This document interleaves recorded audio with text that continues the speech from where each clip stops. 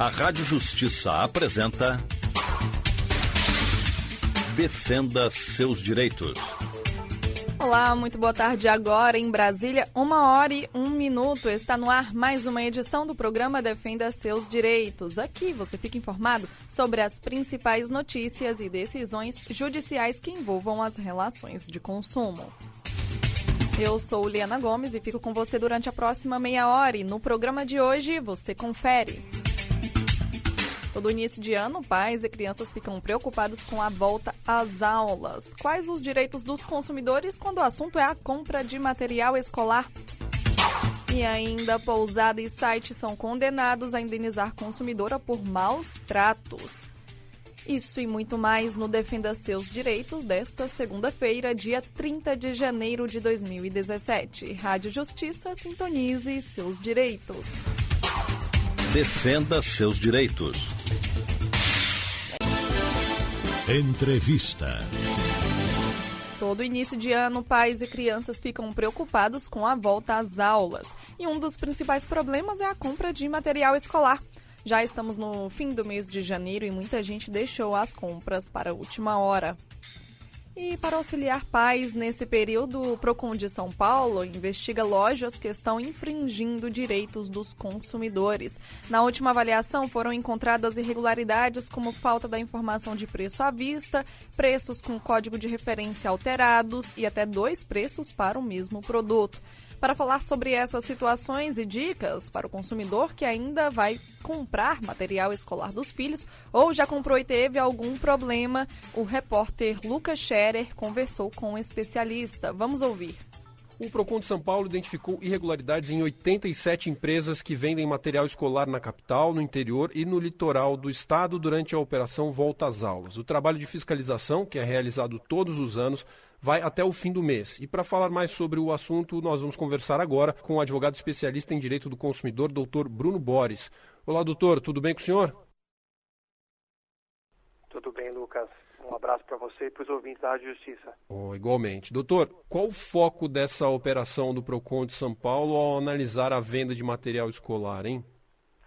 Todo início de período escolar, até mesmo para poder orientar os consumidores, não só o Procon de São Paulo, como outros Procons municipais, Procons estaduais, eles realizam essas diligências, né, essas atividades específicas para não só, como eu mencionei aqui, orientar o consumidor, mas também verificar quais fornecedores estão descumprindo as regras do Código de Defesa do Consumidor.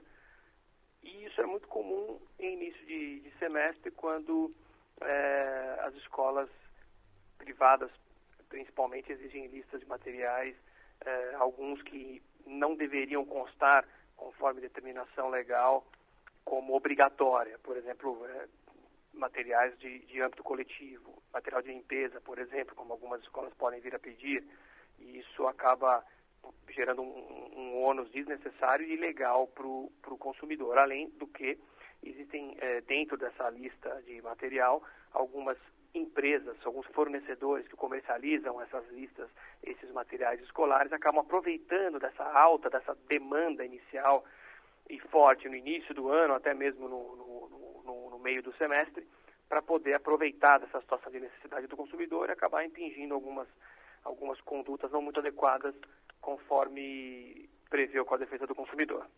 Bom, até o último balanço do Procon, haviam sido identificadas irregularidades em 87 estabelecimentos do estado de São Paulo. Quais são os problemas mais comuns encontrados nessa época do ano em relação ao material escolar? Bom, muitos problemas em relação aos estabelecimentos são relacionados a, por exemplo, a validade dos materiais. Então, existem alguns materiais que têm prazo de validade indeterminado, como o papel, certo? O papel, se ele bem armazenado, ele tem um prazo de validade indeterminado. Não dá para você especificar qual é o prazo de validade de um papel. Mas uma canetinha, uma tinta ou uma massa de modelar, ela tem um tempo de vida útil, se não utilizada. Então, é obrigatório que o fornecedor e o próprio estabelecimento comercial que distribui esses produtos só distribua produtos que tenham, por exemplo, data de validade. Se não houver a data de validade, ou até aquela indicação, como eu mencionei, de que o produto é de validade indeterminada, isso é uma prática abusiva. né? É um prejuízo que ele pode gerar para o consumidor, que aí ele vai ter o direito a trocar, por exemplo, um produto adquirido sem a validade específica e ser ressarcido da despesa que ele teve para a aquisição desse material. Esse é um exemplo muito comum, a falta de indicação de validade em determinados materiais escolares. A falta da indicação clara do preço, por exemplo, também é um problema, né? O consumidor pode reclamar disso. Também, ainda hoje, muitos fornecedores, alguns até por falta de orientação, os fornecedores de pequeno porte, né? Aqueles mercados de bairro, pequenos fornecedores acabam cometendo equívocos na hora de divulgar o preço. Então, naquela vontade de colocar o preço mais baixo, muitas vezes colocam o preço mais baixo parcelado, mas eles não indicam o preço à vista, por exemplo. Qual é o pagamento à vista? É obrigado a colocar. Você pode colocar essa resma aqui de papel custa R$10. Só que esse é o valor parcelado em 2 vezes, por exemplo. O preço à vista é de 20. Você tem que indicar, você como fornecedor tem que fazer essa orientação. Se não houver essa orientação, Lucas, para o consumidor, e ele pode reclamar junto ao fornecedor e exigir o cumprimento da oferta. Ou seja, se ele se sentiu enganado, achando que o preço daquele produto era R$10 e não 20, porque não estava destacado o preço à vista, ele tem o direito de pagar o valor mais barato. E, doutor, diante disso, quais as dicas para os pais que vão comprar o material escolar? No que eles precisam ficar mais atentos e principalmente nessa época em que muita gente deixa para fazer essas compras na última hora, hein? A primeira coisa que os pais devem se atentar no momento de adquirir os materiais escolares é ter calma, né? O momento de contratação, ainda que tenha deixado tudo para a última hora, como o bom brasileiro, você deve efetivamente prestar atenção nos contratos, no que ele está te oferecendo como fornecedor. Qual é o preço à vista? Se esse parcelamento não tem nenhuma indicação de juros embutido. Verificar, dependendo do produto, se ele tem uma validade expressa ou não, né, naquele material escolar. Se houver uma confusão na gôndola, por exemplo, tem um preço ali que você não sabe se é daquela tinta, junto com outro preço mais barato, na dúvida, sempre, Lucas, vai ser interpretada em benefício do consumidor. Ou seja, se tem um material lá escolar de R$10, do lado tem um preço indicando R$9, o consumidor tem o direito a pegar aquele material e exigir a aquisição pelo preço mais barato. Então, sempre prestar atenção na forma de indicação de preço e na qualidade do material, se tem indicação correta do fornecedor, se tem o nome do fornecedor, a sede do fornecedor, o CNPJ, né, do fornecedor, para ele poder fazer uma compra com segurança e exigir, obviamente, a nota fiscal do local que ele adquire os produtos. Outro caso comum nessa época do ano, todo ano a gente acompanha ocorrências desse tipo, é a diferença gritante entre preços de materiais de um local para outro, né? Às vezes excedendo até 100% o preço na comparação entre os valores. Há alguma coisa que o consumidor possa fazer nesses casos? Pesquisa, Lucas.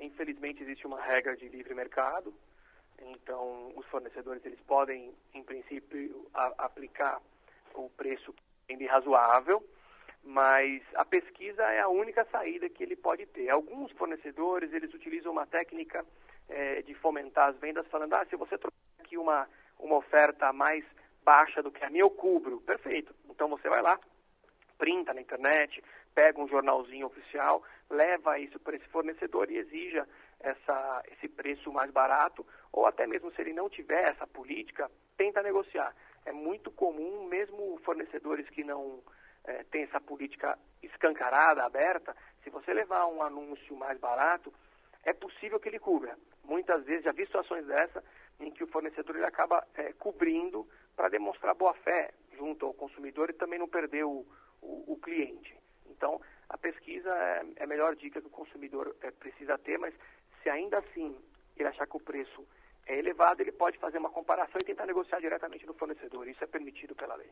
E, doutor Bruno, para encerrar a nossa conversa, em termos gerais, qual a orientação para o pai ou para a mãe que se sentir lesado na hora da compra do material escolar? Lucas, a primeira coisa a se fazer é conversar com o fornecedor. Chama o gerente da loja, não precisa gritar, fazer escândalo, né? Não é nada disso. Você chama o gerente da loja, conversa com ele, explica que o produto não tem uma indicação adequada de preço, explica que a data de vencimento já expirou, que ele está vendendo um produto vencido de maneira indevida, peça o produto dentro da validade, explique que a indicação está equivocada na gôndola, peça o preço mais barato do produto que você quer comprar, mas sempre negocie com o fornecedor. É muito comum o brasileiro tentar já discutir junto ao PROCON ou entrar no juizado especial de pequenas causas. O melhor conselho é tenta resolver lá mesmo. Não adianta perder tempo depois indo no PROCON ou procurando um advogado, indo no juizado especial de pequenas causas. Isso pode acontecer sim e é direito do consumidor, ele pode fazer isso.